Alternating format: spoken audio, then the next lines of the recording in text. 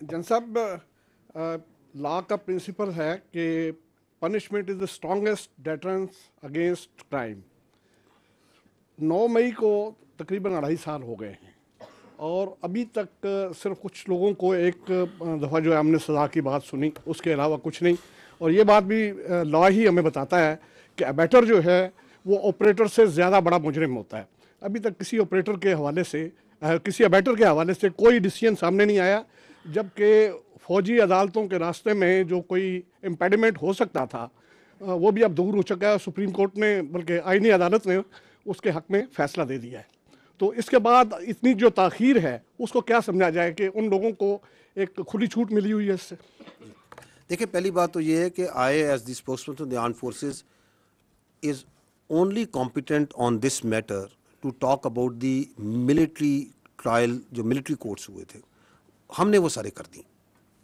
जितने लोग पाकिस्तान की फ़ौज को ट्रायल रिमांड हुए थे उनके एविडेंस को सामने रखते हुए एक बहुत जस्ट और डिसीजंस उनसे दिए जा चुके हैं।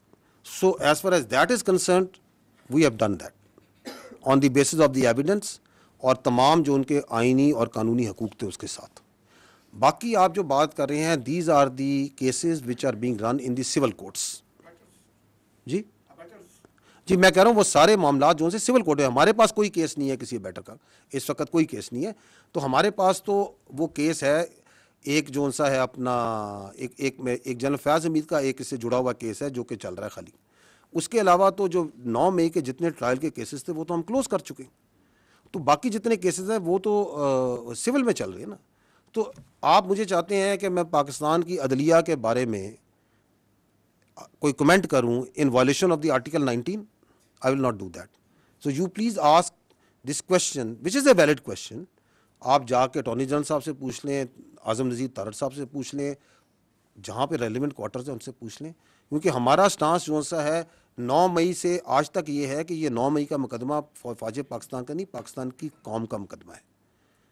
Because in no country you can allow that its armed forces army is attack. आप उनके शोधा की यादगारों पे हमला करें, आप उनकी तस्दीक करने की कोशिश करें, and then you can walk away free, specially those who planned it, who abetted it and who were the mastermind behind it. Absolutely हम उधर ही खड़े हैं। लेकिन चूंकि ये एक जमहूरी मुल्क है, ये एक यहाँ पे एक अदालती निज़ाम है, एक पूरा सिस्टम है, दैट मस्ट वर्क। उसको बेहतर करने की ज़रूरत है।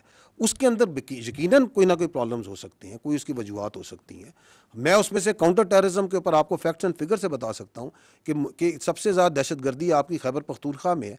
आप मुझे बता दें खैबर पख्तूनख्वा में पिछले 5 साल में किस दहशतगर्द को सजाए मौत सुनाई गई है और उसको सूली पर लटकाया गया, जबकि कानून उसकी आइन उसकी इजाज़त देता है।